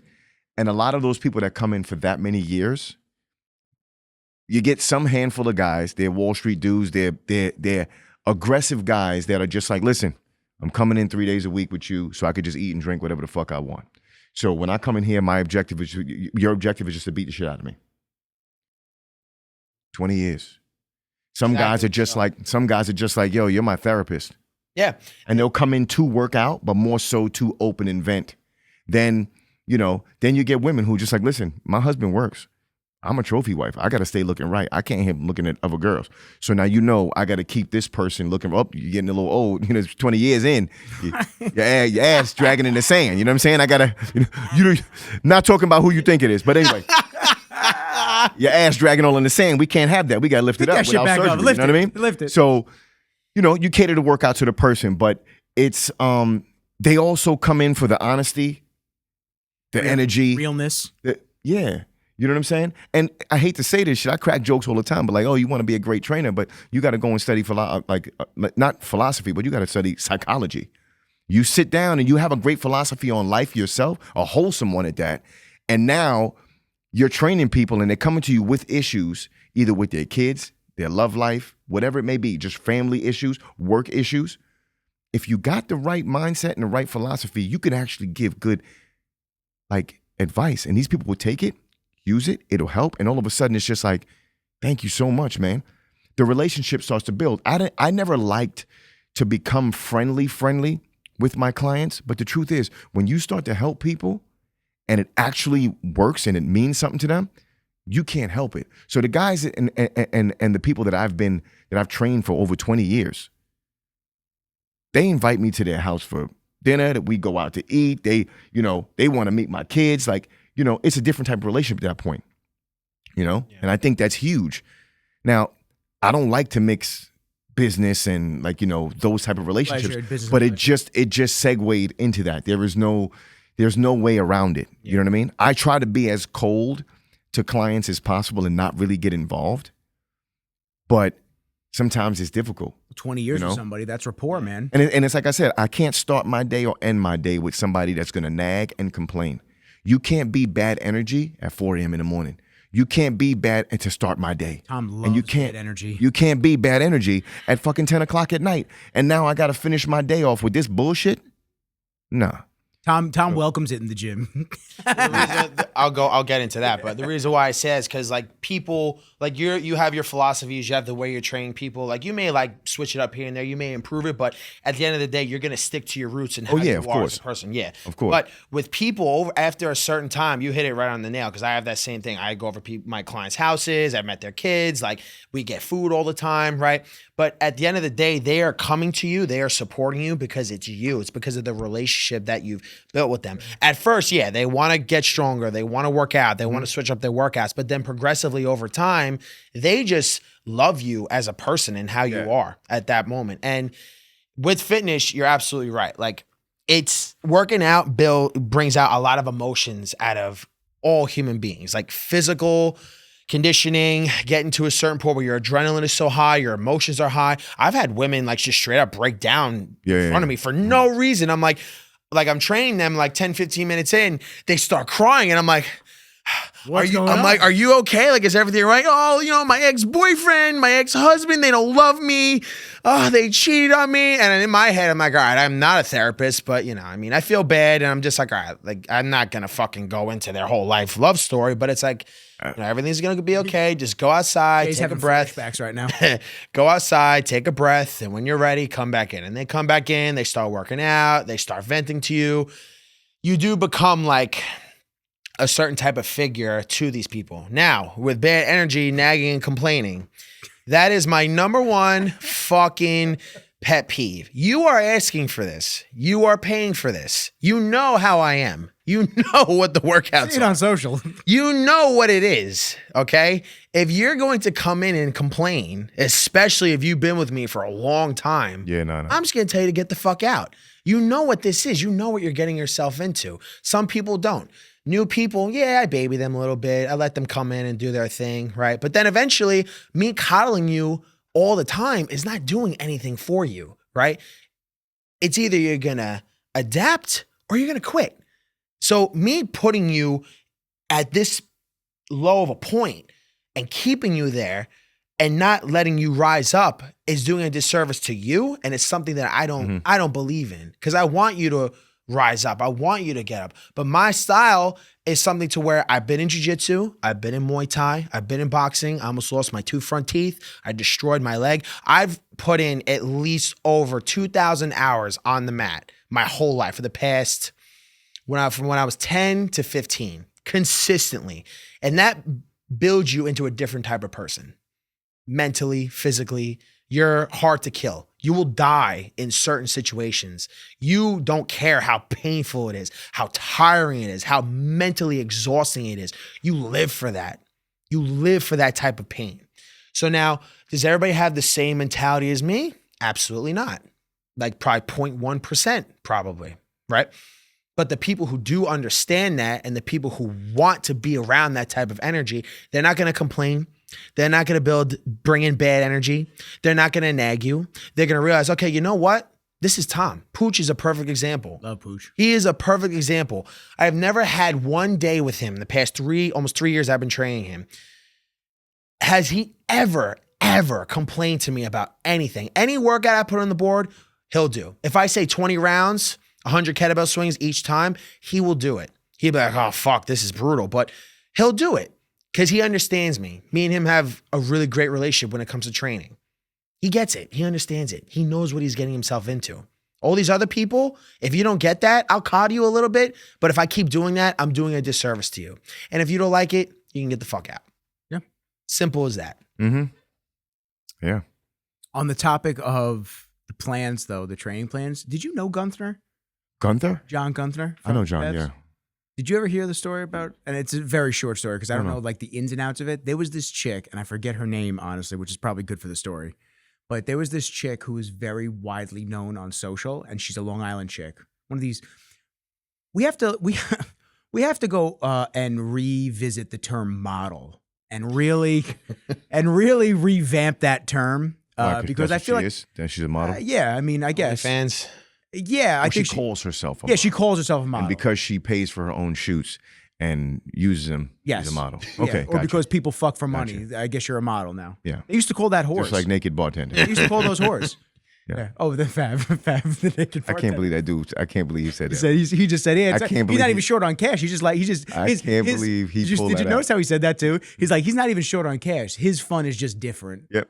What were you guys talking about in that episode? When I don't know. Fab just said that he Fab was used just to like- naked bartender. And He was like, I don't even know how you remember this. I don't even know how he remembered that shit. But he was just like, you know, Because he listening sent to me him. the clip. He sent well, that me was the that was a clip. clip about Yeah, them yeah. training at your gym. Oh, Yeah. okay. He was like, you know, this guy's he's always been like, you know, you always got to stay on point. You always got to eat right. You always got to work out hard. You never know when people gonna call you for This is a Fab. photo shoot. Photo I'm shoot, telling yeah, Fab. I'm telling He's Fab very talented. Okay. a photo shoot. Well, Fab's saying what I've told him. Gotcha, So he's saying it. He's like, you know, you never know when they're gonna call you for a photo shoot, for the cover of a magazine, or whether or not they're gonna call you for, you know, for a job, you know, naked bartending. He just slid it in. I was like, And I just said, "Oh, when the no. funds is low," and he goes, "No, funds ain't funds low." ain't low. He goes, his his type fun of is fun. his type of fun is just different. And the funny thing is, he says, you know, I'm about to call him, and I was just like, oh my god. Yeah. No, it was great, Because hysterical. I pulled out the phone and I called Ed. I called Doe afterwards too, but he was like, I was gonna call the girl. I was like, oh shit. I was like, damn. I told him when we left. I said, you should have, yo. Yeah, You should have did it. Like that would have been it. he had right both there. phones. He was ready. Oh yeah. He was ready. Nah. Oh, anyways, so Gunther, Yeah. that I'm not even gonna say model, prostitute. That Oh, prostitute. shit. Jesus Christ. All right, there you go. She asked him for a plan. Ruthless. She asked him for a glute plan, Uh-huh. and this was like a big thing, and he made it for her. Gave her the plan. And now she's a model slash trainer. This is years ago, and then she started selling that plan online. And her and I guess the dude that was, I can't say she was in a relationship with this guy. I'm gonna call him her John. So he's the pimp, okay? Mhm. Because Yeah. if your girlfriend's out here slutting out on the internet, that's our girlfriend. That's not your girlfriend. Yes, that's ours. That's our It's girlfriend. ours. Even if I don't pay for it, it's For the it's streets. our girlfriend. So yeah, so he was in a similar situation, and it was like this big, crazy, long-winded battle of like, well, you made the plan for me, and I can distribute, and this, it was insane. It's like, sweetheart, that is not how it works. It's just sad. It's like you do not need to steal other people's shit to make it. You Yeah, really but don't. You hear what she's saying? She's saying, but I bought this from you, or you gave it to me, so it's mine. I can do whatever I want to it. That's how they think. Yeah. That's the crazy part. It's wild. It's like you don't need to be that way. You really You don't. don't need to be that way, but you're also sitting with three rational men that understand some form of like being a good human. prosthetic arm and I needed one, I should just take it. It should fit the same, right? Give me your Let me go ahead and sell it. I need it. Give me your arm. But the doctor beat you made with the it. arm for you. I can't use his arm. What the fuck? Somebody makes a plan for you. You just gonna sit there Well, they're and used to generic plans. They're and- used to and generic just- shit that's just sugar. What is it? Sugar cookie, cookie cutter type Yeah. shit online. They're they don't want that premium. They're used to the dude that charges $40 and you get a 12-week program. yeah. I mean, what was he busting down that program for? Did you ask? No, I didn't even ask. I wonder didn't how bother ma- to. I It doesn't wonder- even matter to me. I wonder to be how honest many with you. people he sold that to. Like that's the thing. I don't care. I want everybody to make money. You know that about me. I want everybody to do well. I want everybody to make money because I just think the world would be a much better fucking place. Well, everybody would be less miserable for So sure. yeah, exactly. So I want everybody happy. Just be happy. I don't need to be the base of your happiness. But whatever you need to do, you go ahead and do. But don't lose yourself in doing that, and don't do immoral shit. So you're gonna sit there and do that. But now all of a sudden, Because you got to go out of your way to take my letterhead and information off the top to add your own, not even doctor it. I'd rather you change the rep range or do something. Switch it up. Don't Switch the days, motherfucker. Something. Nothing. That's like taking a test in high school, abracadabra, or whatever they put down. But meanwhile, that person had the test, had a different test than you. Yes. So they got 100 and you failed. How the fuck did that happen? I wonder how. I copied your test. Yeah, exactly. It's a different test, motherfucker. It's funny because if people would realize if you worked with people and you built up a team, you all would win. Like if you own a gym, like I'm at the point where if I were to expand or if I were to work with somebody else, or like if I moved to Indiana, my friend Strongman Dan, shout out to him. He makes adjustable maces and he's a really good, cool dude. He tells me, he's like, yo, listen, if you move out here, then your buy-in will be the equipment into our gym, me and my partners, and we could open up a great fucking complex. If I'm making money and I'm in a gym where like I can do whatever I want, or I have a certain obligation or a certain job, I enjoy it, I'm making money, there's no stress. I don't give a fuck if my fucking name is on this door. I can give two shits. At first, when I opened up, that was my main concern. But now, obviously, you grow, you go through a couple years of business and training. I was like, fuck it, I don't give a shit. I'd rather be a part of a good team where we have an even bigger gym, an even bigger space, better equipment than, being or like trying to be the trainer, the guy that goes into a gym, tries to sneak in and take all their shit just to try to do it on themselves. I have multiple guys that try to do that on Long Island. Y'all suck. And like, they don't understand. It's like, okay, you want to go big with kettlebells. You want to learn how to do it. You want to train people with kettlebells. I have the heaviest kettlebell collection in the fucking world. To get that, to pay all the shipping, to pay all the money, to put it somewhere. Shipping's insane. To put it I can't even imagine, bro. Yeah, to put it somewhere. That is hard. It took me 4 years to really be able to not only just What's your heaviest kettlebell? 362. I have 449 coming in April. It's insane. Now, how long did it take to make that? And how did they deliver it? So Colin, who owns Great Lakes Gear, but now he's switching to Tactical Strength Supply.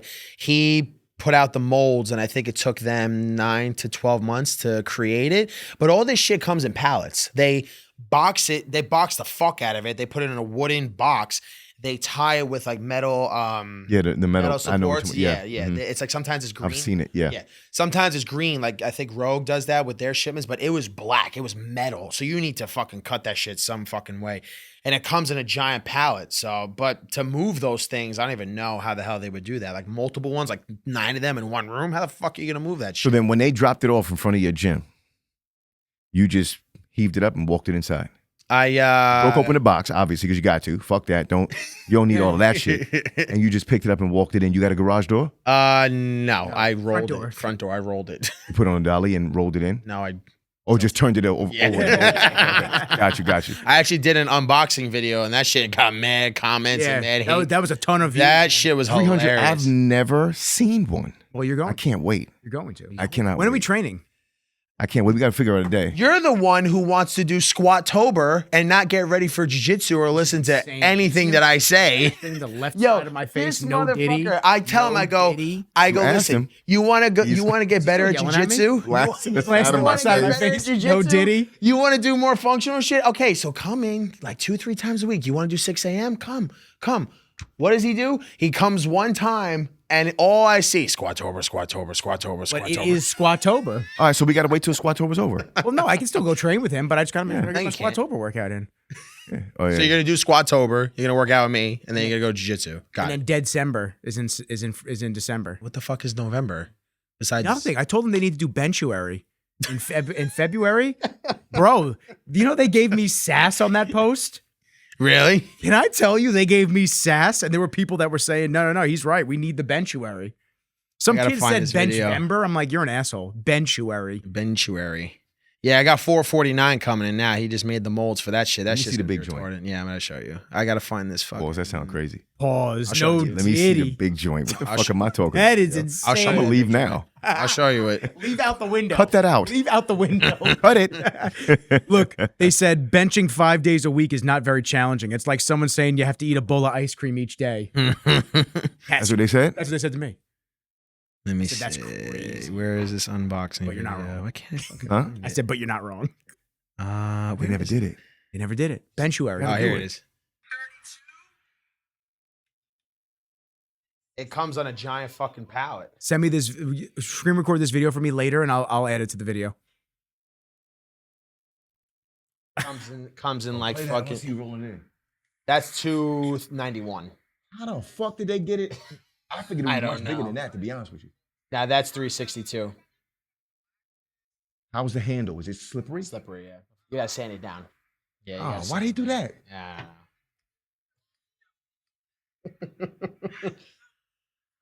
But that's how it comes in. It comes in a wooden crate, like a wooden box, and then it gets boxed up. Like, Yeah, it's So ridiculous. with the slippery handle, you supposed to lift that up and hold it. And why they make it slippery? I don't get I it. swing it. No, I know you swing it, but I wonder why they made it slippery. Did you put tape around it Nah, just chalk and in emotion. your hand? Yeah, just chalk and emotion. It's ridiculous. But you can sand down the handle. You can take a little sander and go definitely. through that. Yeah. You gotta come by, man. That's what's up. So Yeah, when, yeah, when, we talked when about can it you the other day. train? Yeah. What's this week coming up? Well, I would suggest wait until after Halloween. Just let me get my kid's situation done, and we're good. Okay. And then we can do it anytime after that. So after Benchuary. Whenever. After Squattober. October. Yeah, that's why I said leave it. Because then I have afterwards. November off, so I'm going to come to you for November. I have I'm just going to Texas the 7th. We have to go. We have to still go on our trip. It's crazy. He acts like I don't say these things to him 500 times. Nick, I'm gonna fly you out. Nick, Well, I just have to I'm make gonna do sure. this. I just have to make sure that the dog is with Karen. That's it. I gotta make sure the dog's with Karen. So make sure the dogs are Karen I will. and come with me. I will. Yeah, I'm gonna be in Chicago for High Rocks next month. Are you doing High Rocks? Fuck no. Good. Bullshit. Fuck no. If I'm doing any competitions, it's Jiu Jitsu. Yeah. I was gonna maybe do a 5K at some point with a buddy of mine just to like do a little bit of running, get a little extra cardio in. I just don't care. I'll tell you what though, man.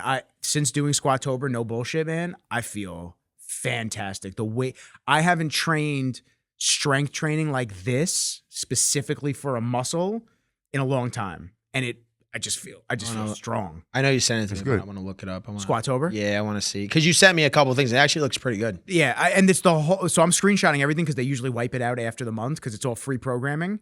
So I'm screenshotting and putting it into a folder. Oh, this Instagram? Yeah. They delete it? Well, no, they don't delete the Instagram. They delete after a couple of months. They'll delete the program. Gotcha. It seems like Who does it? Who does this? pen and paper strength.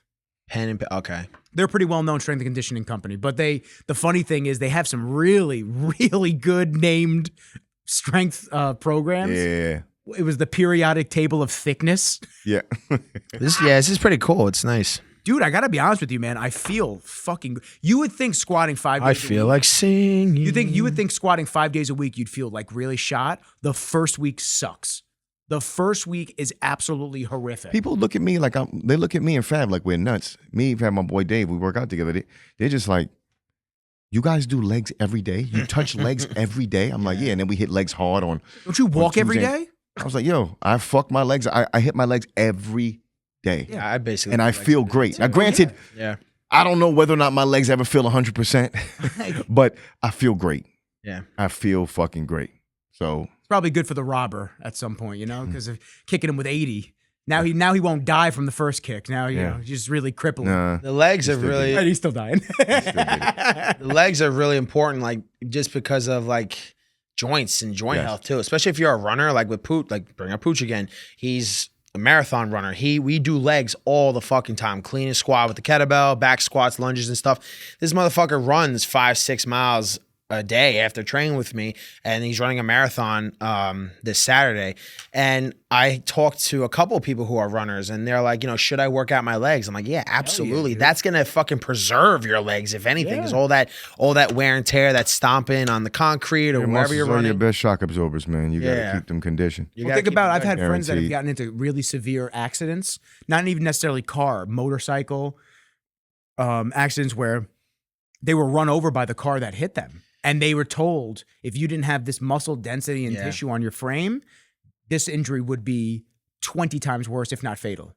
So it actually helps to keep the surrounding muscle. And listen, I'm not saying that, you could take a car head on. It's not by some chance a miracle in a lot of ways. But yeah, I know you are. I just don't have hair.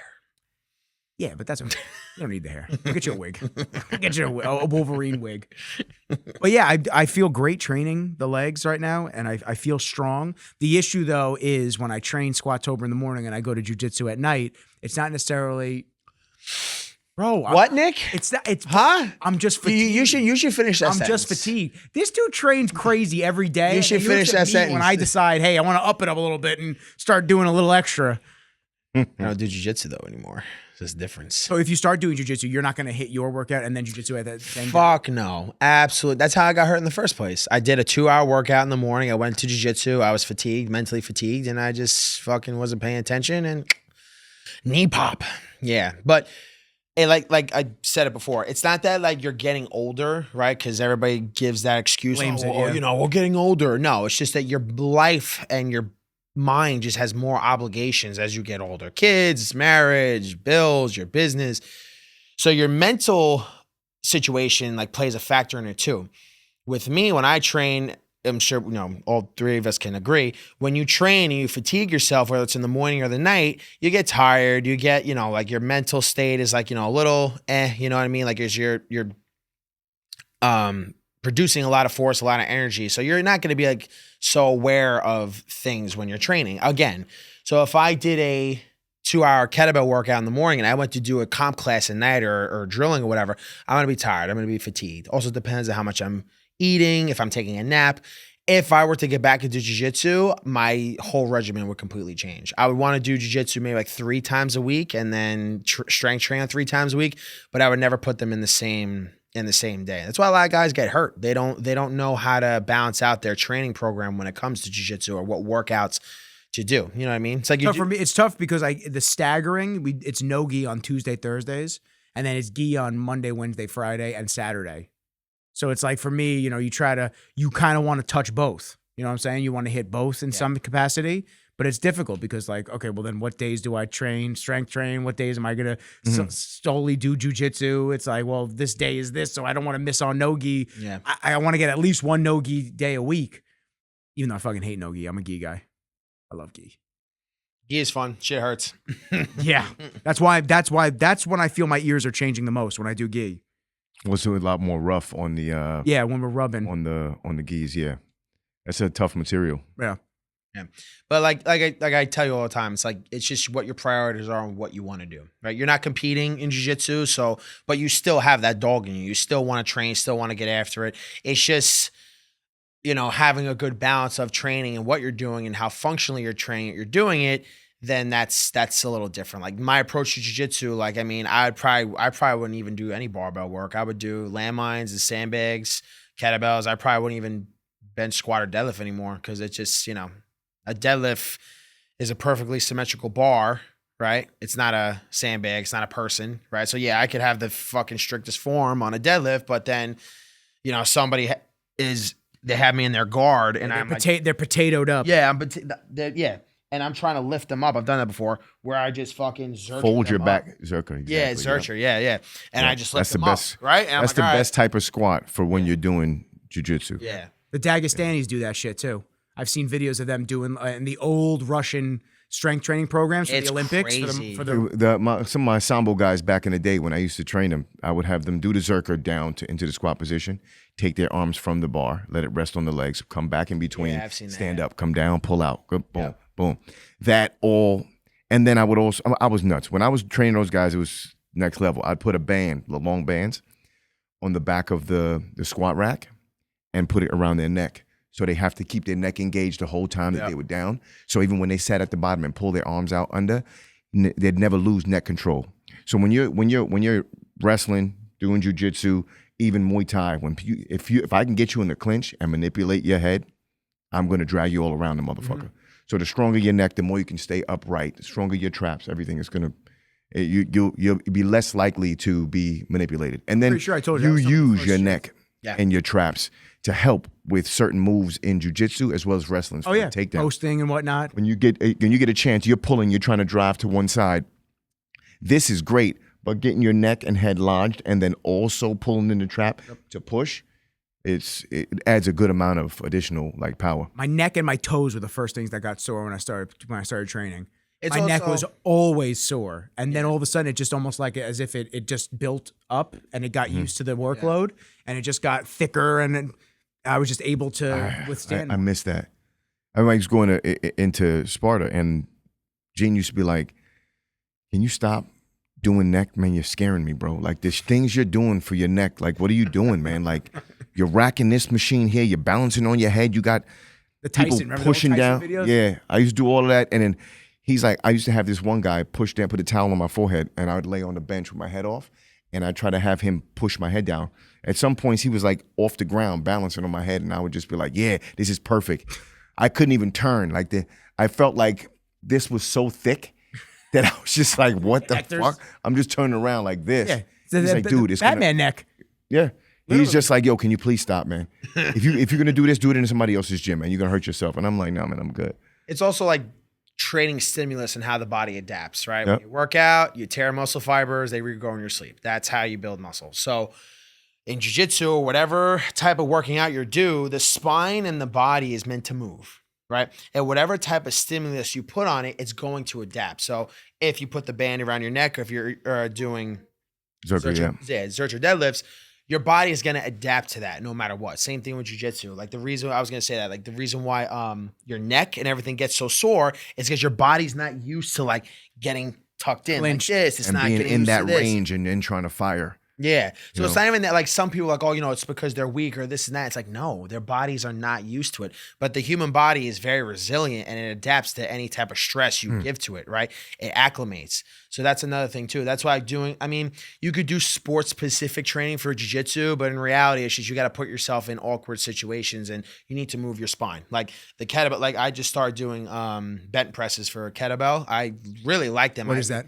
So a bent press is where like you're doing a push press, but you're keeping your elbow tight into your lat. You're taking a heavy kettlebell and you're pressing it and getting under it. That's a very awkward and vulnerable position for your shoulder, for your spine, but it's builds mobility and that strength in a different plane of motion. You know what that motion actually makes me think of? Was it the?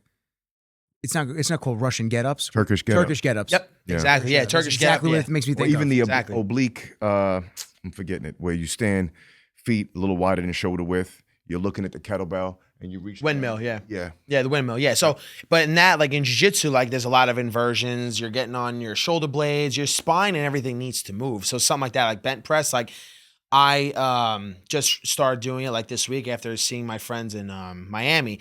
But like I feel that shit in like my lat, my hips, Yeah. my glute. Obliques, And I'm like, everything. holy Yeah. shit. And my body isn't used to that. Like it's used to doing kettlebell training, but it's just now I'm adding in a different type of variation of a press. So that is going to help me adapt in a different plane of motion. So it's not that I can't do it. It's just like, all right, my muscles and everything and my mobility needs to get to that point. So the repetition in jiu-jitsu and, it's obvious, right? That the more you do it, the more used your body's going to get to it. Yeah. Mm-hmm. Guaranteed. We got to figure out so in November, we're going to go there and train.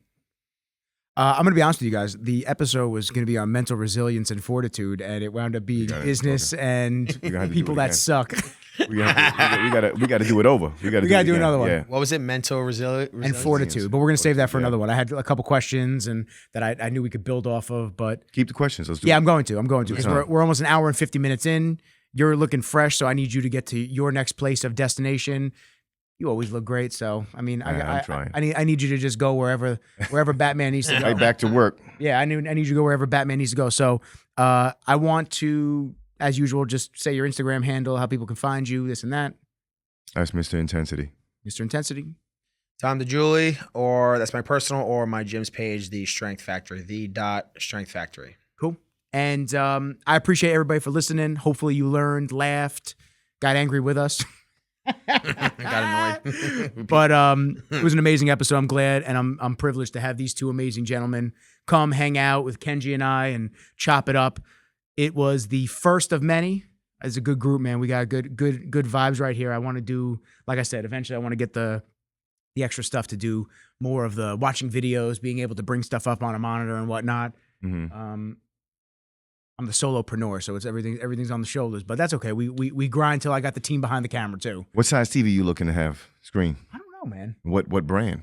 You want Samsung? You're gonna put it right there. I don't know. I feel like that would be the best place to put it. That does it affect like you putting anything like Well, what I want with YouTube? Like, can you not put something up on? Yeah, the so screen? that's the only thing. So the sole purpose to show is to like, I can have I want to basically have it so the TV feed runs into my switcher, which I don't have right now. But the TV feed would run into my switcher and it would be recorded the entire time that we're speaking. Gotcha. So this way, once we do bring up stuff, it'll automatically be added into the video versus me having to like go back, find the spot, superimpose it over the video and this and that. It's just a lot more work. But what I'd have to do now versus being able to do it that way. But I'd have to see. You have to like, there's like copywriting. That's or gotta anything? be that's gotta be the best wall for it. This has to be the best wall. Or if I could put it over the fridge. If I could figure out a way to put it over the fridge, we could all look that way. Yeah. And then we work could too. all like, reflect. There's copywriting or any of that shit. Oh yeah. Yeah. They try to flag you for everything. Yeah. But I'm not big enough yet. They don't care about me yet. Yet. They don't give a fuck about me yet. Yeah, but then they're gonna be like, well, you opened the episode with butt stuff, so now we've pulled all your sponsors, and not the good kind of butt stuff that they like to hear about. But on that note, I appreciate everybody for fucking with us. But for now, peace. Peace. Deuces.